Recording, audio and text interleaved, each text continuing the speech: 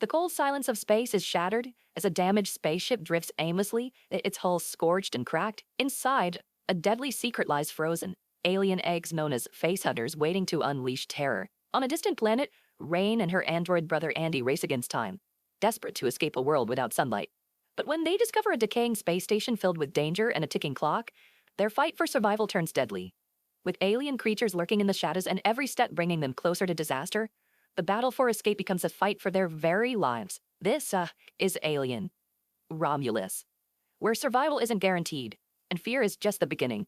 The movie opens with a haunting image of deep space, silent, vast, and infinite. Floating aimlessly through the void is a mysterious object, a biomechanical structure resembling a Metroid. It drifts like forgotten cargo, cloaked in the cold stillness of the cosmos. Before long, a massive spaceship, property of a powerful interstellar corporation, detects and retrieves it. Curious about its origins, a team of onboard scientists begins an intensive investigation.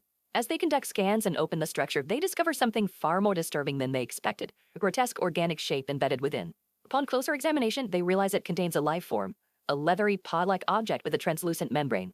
The team refers to it as a facehugger egg, an alien reproductive vessel designed to implant embryos inside living hosts. This organism, they soon learn, is the key to birthing one of the galaxy's most terrifying predators. The scene then cuts to a new location, another planet, harsh and desolate, where sunlight never touches the ground. Here we meet a teenage girl named Rain. Intelligent and resilient, she lives a solitary life with her only companion, her older brother, Andy. But Andy isn't human. He's a highly advanced android, created by Rain's late father for one purpose: to protect and care for her in a world that offers little else.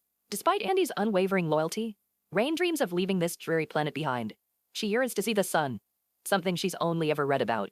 Her chance lies in a corporate policy. Workers who complete 12,000 hours of labor are rewarded with a one-way ticket to another planet, one where light and life exist in abundance. Rain works tirelessly alongside Andy, determined to escape her bleak world and reach a place where she can finally experience warmth, color, and freedom. Rain finally completes her grueling 12,000 working hours, her eyes set on the reward she had dreamed of for so long, a ticket to another planet, a chance to leave the darkness behind. With Andy by her side, she visits the ticketing office filled with hope. But her dream is shattered when she's told that the corporation has quietly changed its policy. The requirement has doubled. Now only those who complete 24,000 hours will be eligible. Rain is devastated. The sun she longed to see now feels farther away than ever. Disheartened but determined, Rain visits her closest friend, Tyler, a resourceful and adventurous young man who shares her longing for escape. Sensing her despair, Tyler confides in her about something he recently discovered during a scouting mission in space.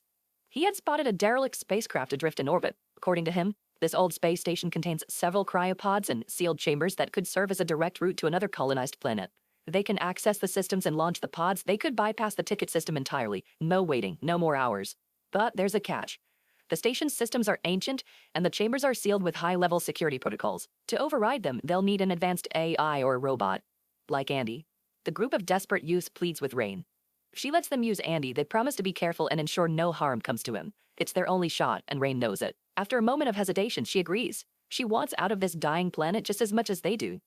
With a plan in place, Rain, Andy, Tyler, and a small team board their spacecraft and launch into orbit. Their destination? The abandoned station drifting near the edge of a restricted zone. As they approach, they discover that the facility is actually split into two connected modules, Rammus and Romulus. But time is not on their side. Romulus, the critical half of the station, is unstable and set to self-destruct in just 37 minutes. Tension rises as the group realizes the gravity of their mission. What they had hoped would be a covert and smooth escape now becomes a race against time. Panic briefly washes over the group upon hearing the countdown to Romulus's destruction. But Tyler, calm under pressure, steps forward as a leader. He reassures everyone, promising they'll be in and out within 30 minutes. The team nods, trusting him. Trusting.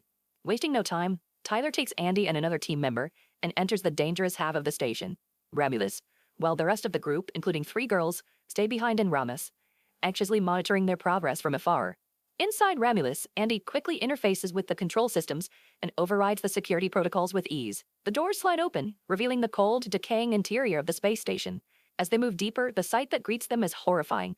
One entire section of Romulus looks like it's been melted down by some unknown force. In the debris, they discover a half-destroyed robot, slumped lifelessly against the wall, its metallic body fused and scorched. 'Tis no time to dwell on it. The mission is clear. Find the cryopods and check their viability. They manage to locate them, but a new setback emerges. Each pod is equipped with fuel for only 3 years of travel, nowhere near the 9 years required to reach the next habitable planet.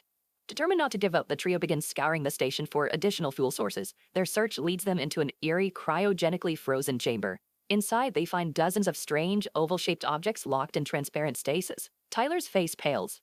Andy scans them. They're not objects. They're alien eggs. Known as facehuggers, these parasitic creatures are engineered for one thing: survival.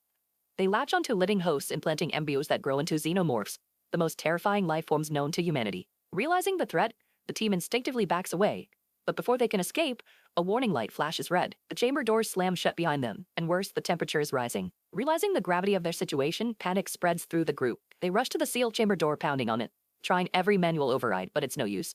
The door is locked tight, and the temperature inside the chamber is steadily rising. Sweat beads on their foreheads, not just from the heat, but from fear, because they know what's inside this room. The facehugger eggs, once frozen solid in the cryochamber, are now beginning to thaw. Andy attempts to hack the chamber's control panel, but he quickly encounters a critical flaw.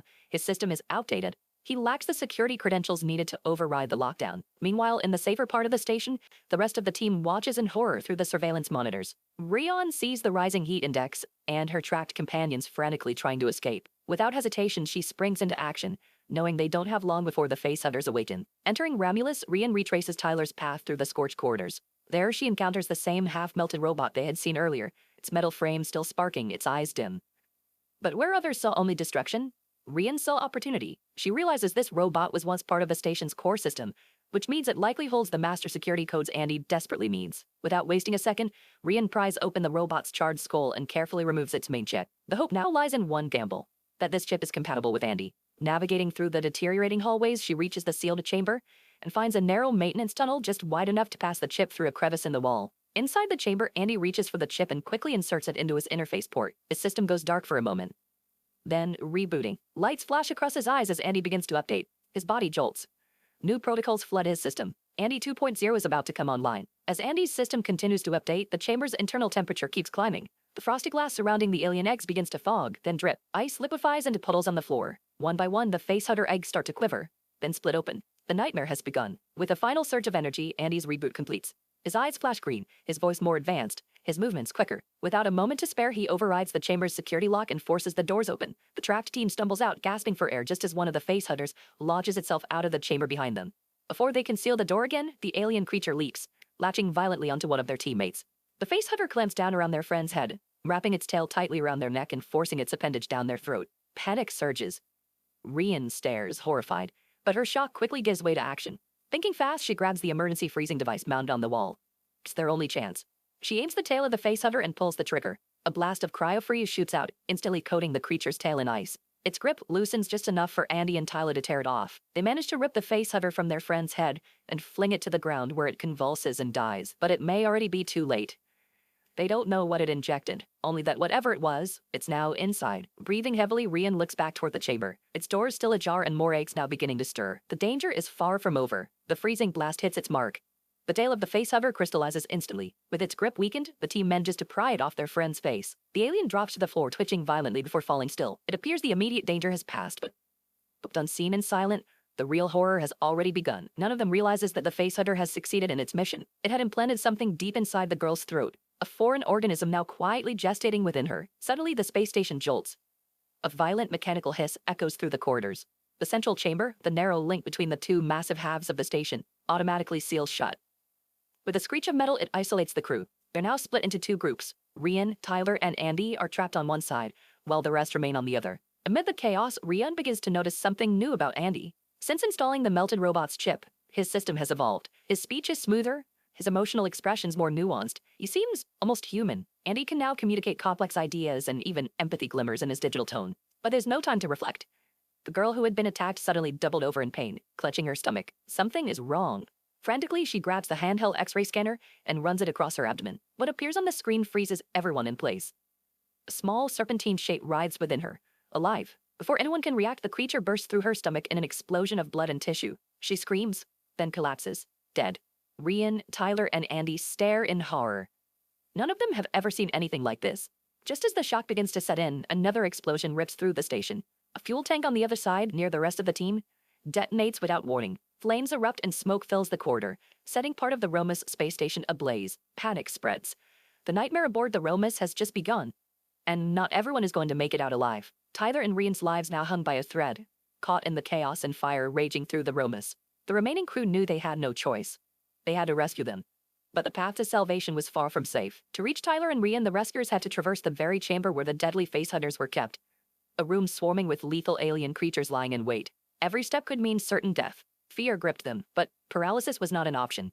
Together they devised a desperate plan. Rian, quick-witted and calm under pressure, remembered the key weakness of the facehunters. They detected their prey through body heat and sound. Their vision was limited. They couldn't see or recognize humans directly. With this knowledge, the team decided to manipulate the environment itself. Using the chamber's climate controls, they would calibrate the temperature to match the average human body temperature, effectively masking their heat signatures. Silence would be their shield. Any noise could spell disaster. Slowly and cautiously, they entered the chamber. Every breath was measured, every movement silent. The shadows around them shifted as the facehunters stirred, but none detected the intruders. Step by careful step, they moved forward, hearts pounding in unison with the mechanical hum of the station. Meanwhile, elsewhere on Romus, a brief but poignant scene unfolds. A glimpse of two siblings, separated by fate but united by hope. Their story, like the others, is only just beginning. As the fate of our heroes hangs in the balance, the Romus space station burns and fractures, a ticking time bomb in the vast emptiness of space.